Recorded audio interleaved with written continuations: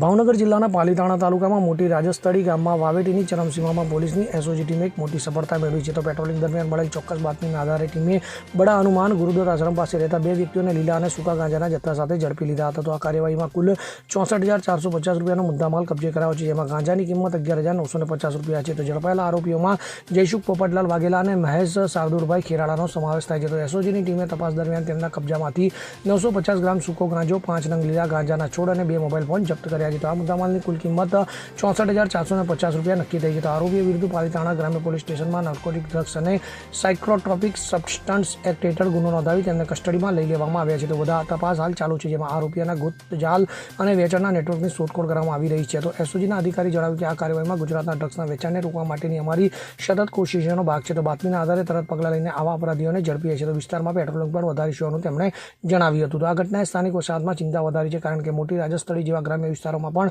ડ્રગ્સનું વેચાણ થતું હોવાનું સંકેત આપે છે. તો પોલીસે આવા લોકોને આવી ગુપ્ત વ્યસનાદી વેચાણ વિશે જાણકારી આપવા અને સહયોગ કરવા અપીલ કરી છે. Bureau report CN24 news. હવે જુઓ દેશ દુનિયાની તમામ ખબરો તમારી આંગળીના ટેરવે.